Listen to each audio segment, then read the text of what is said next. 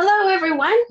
We have a new art project for you today, and I have a special guest here with me to help. Mael is going to be helping me with the drawing so that you can see two different styles of how to draw superheroes. Today we're making superheroes because I feel that all of you, as you're learning all these new ways to do school and learn and communicate, you are a superhero with different virtues like flexibility and technology expert and patience. And so I thought, after seeing an art lesson by one of my most favorite art teachers, Cassie Stevens, that we would also do some superheroes today. So as you can see, I have two different versions here. Mael did this one with shorter hair, looks more like almost like a Batman mask, and then I have done this one over here with a little bit crazier mask, almost could be some silly glasses, but anyhow, there's lots of variations and lots of details you can add. So Mael's gonna draw something more like this. I'm going to draw something more like this. You decide what you like best and feel free to draw along with us. For this project, you are going to need paper and a Sharpie or a marker or a pencil, whatever you'd prefer to draw with, and then something to use for coloring it in. We used crayons, but you can absolutely use markers or something else that you might prefer.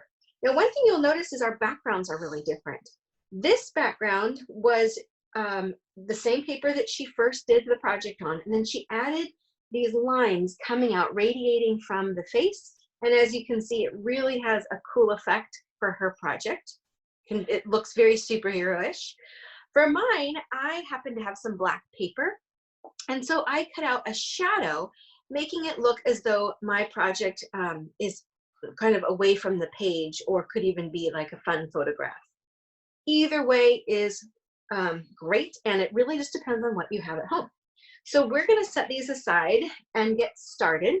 Again, go ahead and find something that you want to use to draw with.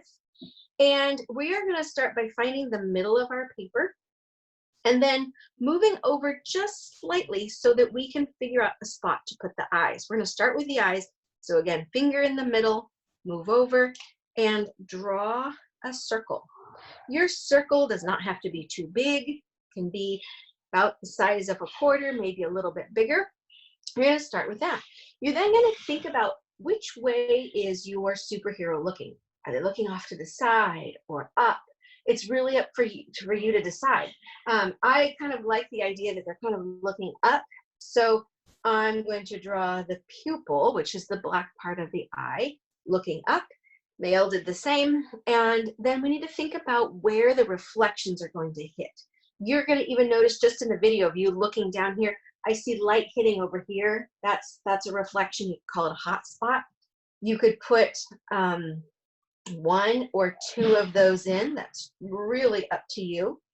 Go ahead and color in the black part, not the little circles you did, but the black part.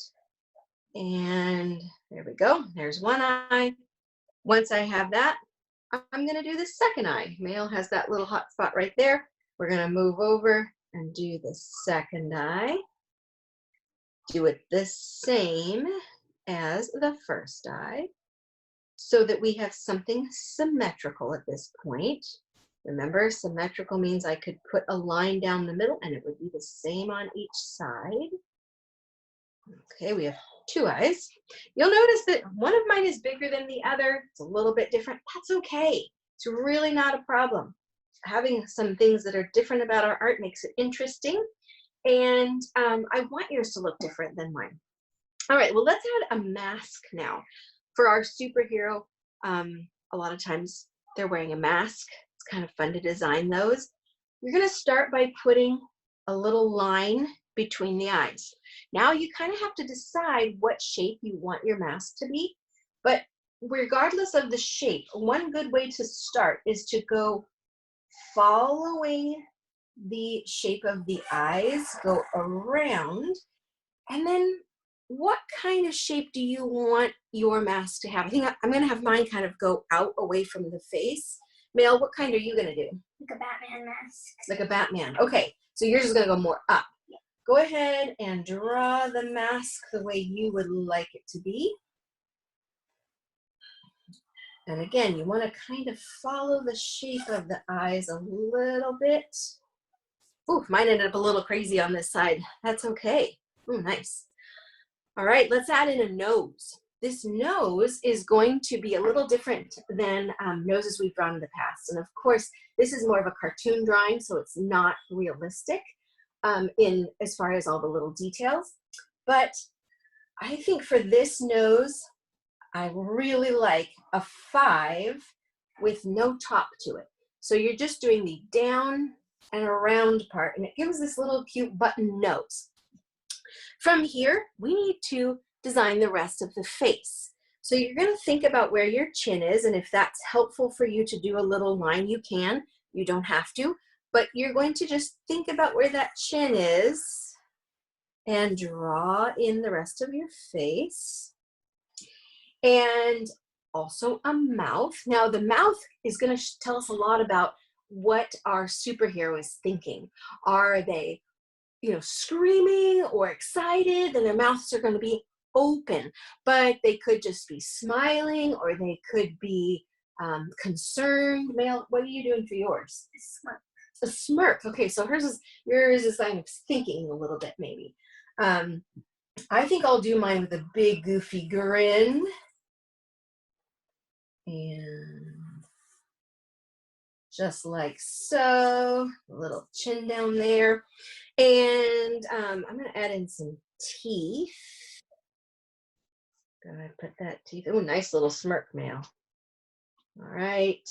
And some teeth on the bottom. There's something under my paper. Here we go. Something under the bottom.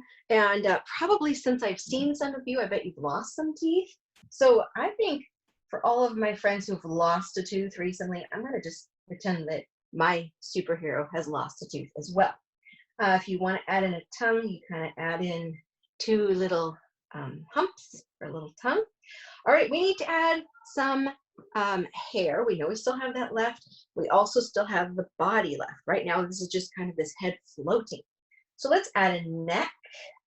Remember, our necks are thick, not thin. They also have form. They're not flat, they have form. So let's curve that neckline and add in some shoulders. Okay, we'll get to decorate that part in a little bit, but we need to finish the top of the hair. Now, I want to add in some eyebrows before I go any further, and that's something to think about too. Your eyebrows, are they expressing some concern? Are they frowning? Are they just happy? You need to decide that. For Mel, she's probably going to add them to her mask because you can't see the eyebrows, and that's okay. Again, this is not realistic in that way. It's just more fun. All right. I've added in some eyebrows. And now for the hair. Now, Mel's going to put in some shorter hair, and you'd probably only see a little bit from the back, whereas mine really is going to have some longer hair. And I also need to consider if I'm going to add a headband or a tiara or a crown or anything like that.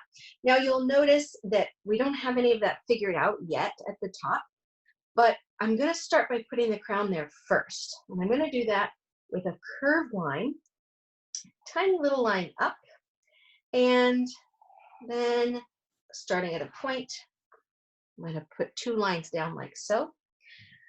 I think I'm going to have my person have hair that is similar to mine.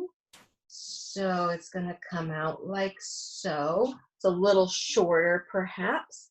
And I need to have it connect down here to where that mask is. Also, I forgot to add in some ears. Let's put in those ears.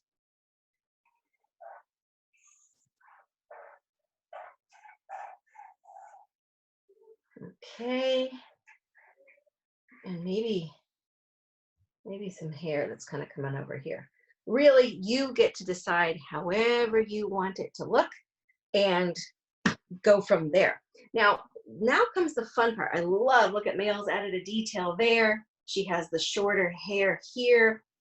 I've pretty much finished with mine as well. Now I'd want to add in the fun parts, the little details, perhaps some jewels on the crown or some more more details in my hair, a few lines to show some texture.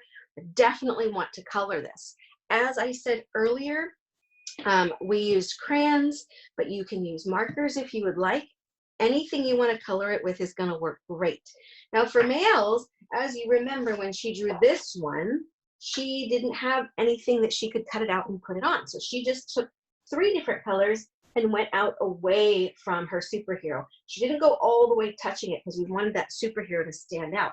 For mine, I cut a shadow, and the shadow really helps it to look like it's got some dimension to it. And the way you do that is really, really simple. All you do is you take a black piece of paper and you put it underneath the superhero you've made. Another one of my daughters made this one. And so you would put the black paper right under it and you would cut it out, holding the 2 pieces of paper together. When I'm done, I have the black version of it that is the paper I just cut out. And then I have this, my cutout that I've already colored and is ready to be glued down. The black paper goes underneath, and you can kind of decide, and I know it's hard to see here, I'm going to move these to the side, grab that pencil, and show you on here because it'll show up a little bit better. If I do something like that, I can see the black shadow behind it. It's really easy to do. You just cut that black paper out right from behind your finished and colored superhero. That said, I think we have a great batch of superheroes to work with. I am super excited to see what you create. Remember, I truly think you are little heroes, and I cannot wait to see what you have made. Please post your pictures in Google Classroom or Seesaw, and I'm hoping to see a lot of fabulous self-portraits. Thank you, everybody. Bye.